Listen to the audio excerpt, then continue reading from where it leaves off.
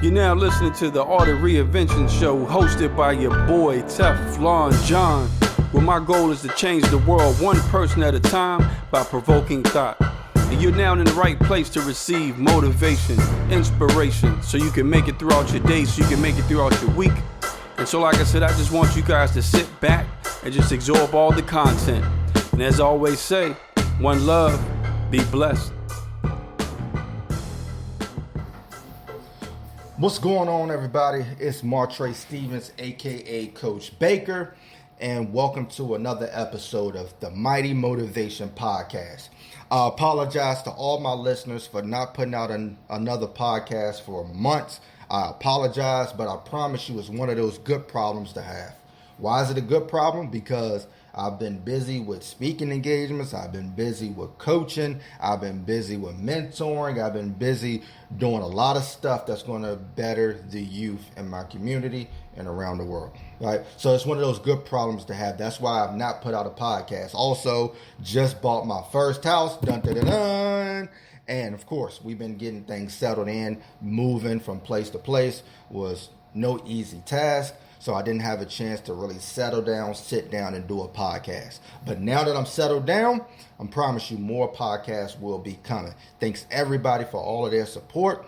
But I'm not going to sit here and talk about my life. I'm going to sit here and give you some principles. So let's get right into this content. And today we're talking about how sports can teach you life skills for the kids. How sports can teach life skills for kids. So we know about the basic ones, right? We know about work hard, and that's how you'll play. Teamwork, work well with others. Be confident in yourself. Be disciplined, and that's how you're going to be great at sports. We all know this. But there are a lot more difficult life skills that it teaches that people normally don't refer to. So some people will say that sports is just a game. No, it's not just a game. Sports is a teaching mechanism that we can use to better the youth's future, right? So I'm going to give you 7 important life skills that your kids should be learning in sports. 7 important life skills that your kids should be learning in sports, because I've met a lot of parents and I know there's a lot of kids this year, this is their first time playing sports. And I know you may be worried about if they're going to perform at the highest level. So what? They may not be the best athlete. They may not score 20 points. They may not score 3 touchdowns. All of that's okay, especially if that's their first time playing. You know, all of that is okay. But what you need to make sure of, parents, what you need to make sure of, kids, what you need to make sure of, coaches, is that they are getting life skills out of the game. And one of the life skills that they need to be getting is competition is good. That's the first one. Competition is good. So in sports, you go up against a physical opponent. You know exactly what you're going up against. Whether it's, you see your opponent, right? So whether it's football, 11 on 11 on the field at the same time, basketball, 5 on 5, baseball, 9 in the outfield, and you got one person batting, you know exactly what you're going against. So you stand face to face with your competition in sports. And competition challenges you to bring the best out of you. Not in just games, but even in your preparation, especially in youth sports, because you play the same teams over and over again, and you know how well you have to play to beat this competition. So most of the time you're playing against teams where you have friends on that team. You're playing against teams that you've played against before. So in practice, you know how well you have to practice to beat this competition.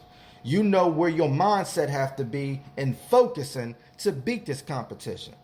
All of that is going to bring out the best in you, right? So write this down. Competition makes you prepare harder, which makes you deliver stronger. I'm going to say that again.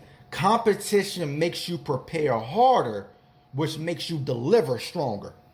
See, in adult life, competition becomes less about winning and losing, but becomes more about bringing the best out of you. So watching other adults achieve what they want to achieve in life should bring the best out of you. It should make you want to continue to get better. When you see your friends getting promotions at jobs, when you see some of your family members, they're reaching their dreams and their goals, they're losing weight, they're doing all these things. That is to motivate you. So what you can do as an adult or as a youth to take this into a life skill is you can develop friendly competition. Friendly competition, right? So I remember when we was in school, me and my best friend D-Rob, we used to have a few classes together, and we would do friendly competition all the time. Let's see who get the highest grade on this test. I bet you I get an A. I bet you I get a 98 on this test. I bet I get a higher grade on you. And we would study harder because we wanted to beat each other out on getting the best grade. We loved each other. Even though it was competition, we loved each other.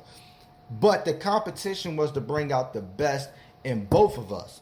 So you may see somebody getting better grades than you. Make it a friendly competition to bring the best out of you. You may see somebody doing better in sports than you. Use it as friendly competition to bring the best out of you. So I work with a lot of motivational speakers now. Like, we connected from different places.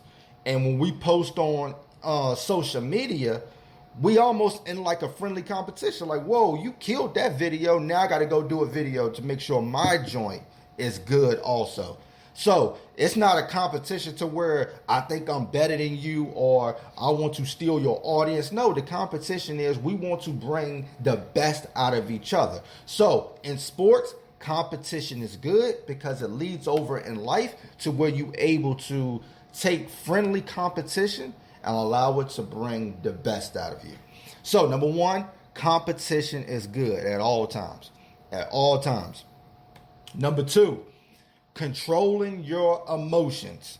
That's the next life skill that sports teaches us. It teaches us how to control our emotions. So, two important ones. Okay, let me go back. Let me give you the important one that most people have to deal with, and that's just how to deal with losing in sports. Of course, that's number one, but I'm going to talk about that in a little bit. But the two other important ones on controlling your emotions is number one, getting mad at referees. And number two, when you're not playing well, you get upset. Those are the two main things when it comes to sports, especially in our youth, that they find it hard to control their emotions on. So let's start with the first one, getting mad at referees. Listen, we tell the kids all the time, never have I ever seen a referee make a call, you argue the call, and the ref say, you know what, you right, I'm wrong, let me change that call because you know what you're talking about. Never happens. Never happens. So this is the thing, right? You can't control what the referees do in sports. Why? They're going to make some bad calls? Absolutely, because they're human. Are they going to miss some calls? Absolutely, because they're human. Your job as an athlete is to not allow the referees to affect the game. You just take care of what you can take of. It's funny that we're talking about controlling your emotions. Your emotions is like a controller. Your life is like a controller, like playing a video game. You can't control what the computer does. You can't control what the competition does in the video game. The only person that you can control is your character. You control the buttons that is being pressed, and it just controls your character. You only can control you.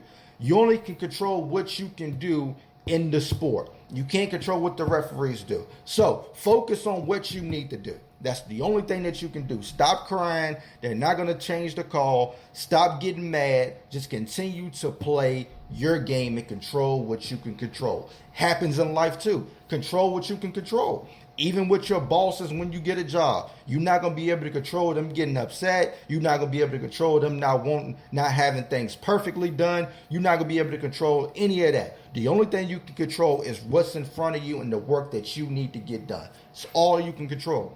So when it comes to controlling your emotions, don't get mad at referees. Don't get mad at teachers. Don't get mad at parents. Don't get mad at bosses. Don't get mad at nobody else. You just control what you can control because that's all you can do.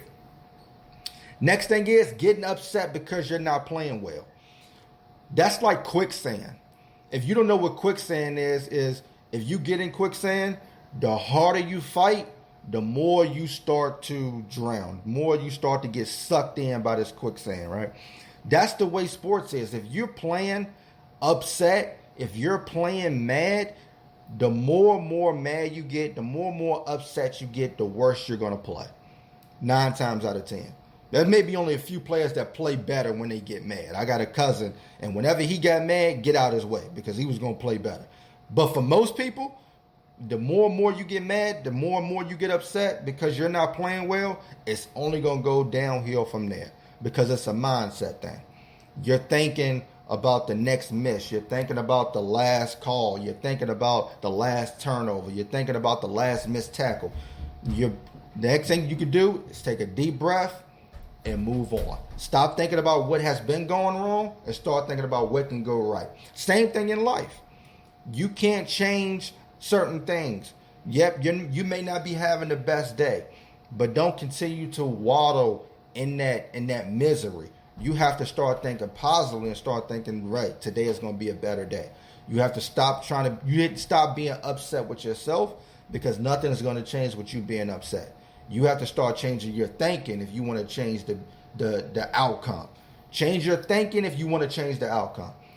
So control your emotions is the second life skill that it should be teaching us. So let's go back to that third life skill, losing. Very important. Listen to me. Losing comes with the game. Losing comes with life. Any adult would tell you that we take a loss every single day when it comes to life.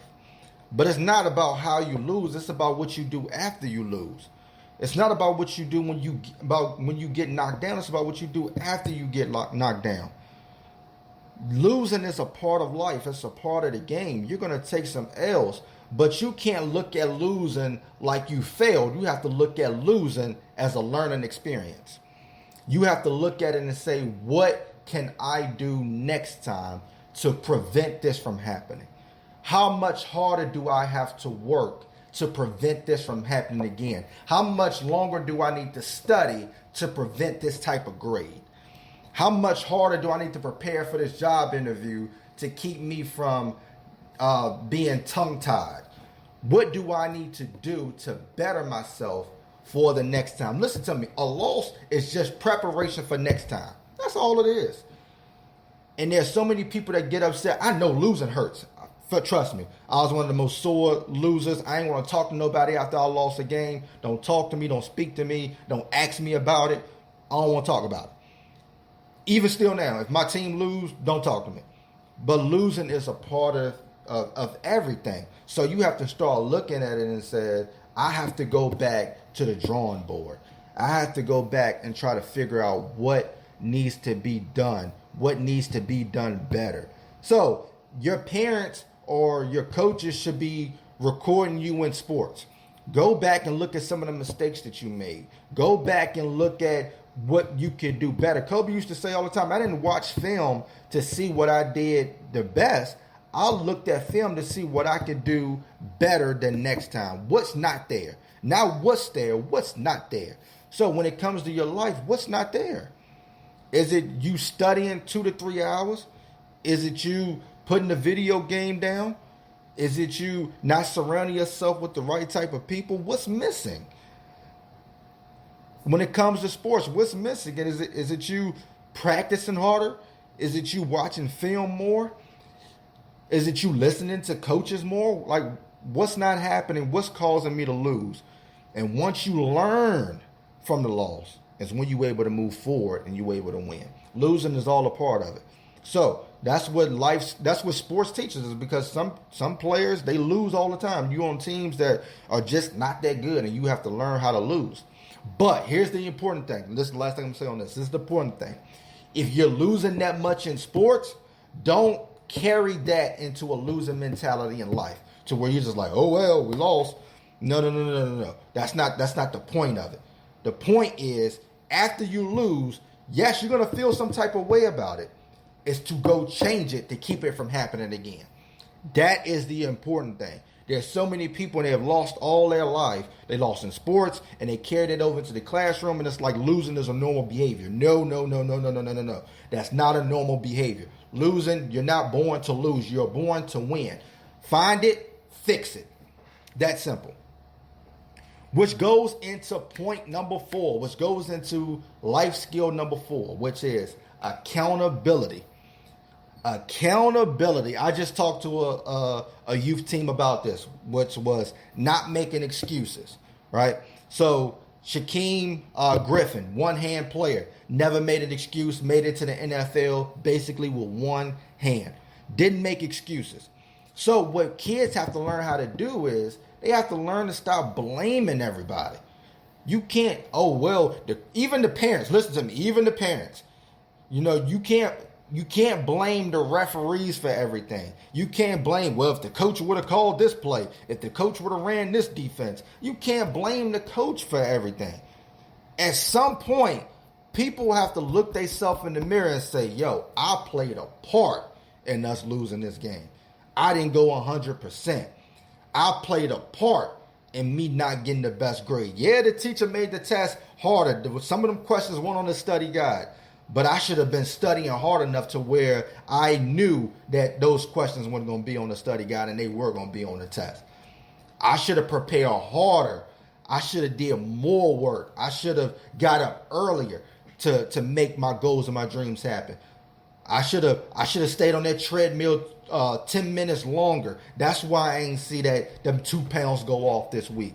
At some point, you got to take accountability. Like I said earlier, when it came to controlling emotions, you only can control what you can control. So the first person you need to look at when things go wrong is yourself. What is it that you were supposed to control that you didn't control? So even in sports, even though there is no I in team, at some point in sports, you have to do your part. In every sport, especially in team sports, you have a part to do. In baseball, you got a position to play. In basketball, you got a position to play. In football, you got a position to play. You got assignments. You got things that you're supposed to do in the playbook. At some point, you got to start looking at yourself. If more people, if everybody on the whole team, if everybody in the classroom, if everybody in a social circle can start looking themselves in the mirror and say, what did I do wrong? And let me fix my own problems, then stop pointing the finger at everybody else, expecting them to fix what wasn't the cause of the problem. I promise you. Next level. So, that's number 4, accountability. Take ownership of what it is that you're doing wrong.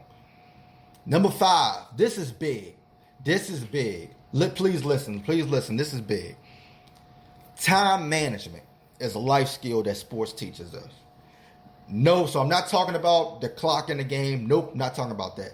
I'm talking about when kids get home and they got homework to do. They got practice at 6 o'clock. And then after 6 o'clock, they got to eat, take a shower, or whatever, and get ready for bed.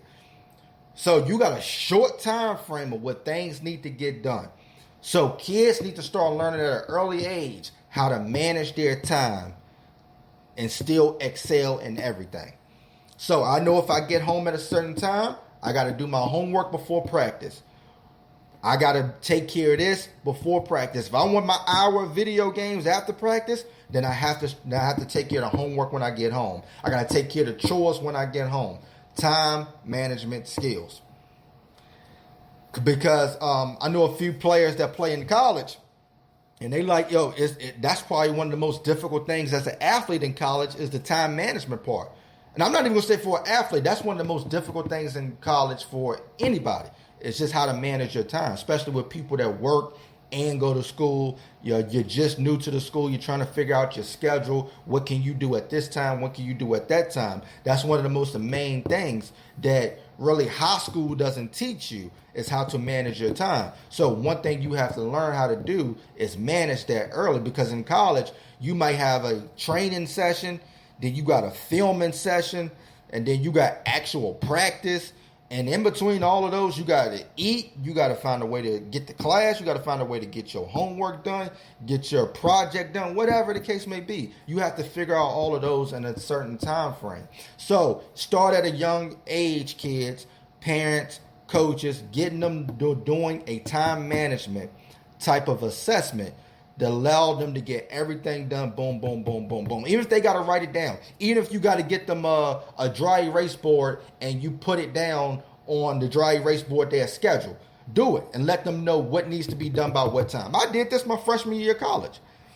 Like I had a dry erase board, boom. I had my schedule, boom. I need to get this done here. I need to get that done here. Boom, boom, boom, boom, boom. And then once you get into a flow of it, you know how to manage your time better. So, number 5, time management. Number 6, leadership. This is my thing, baby. Leadership. I can't say it enough.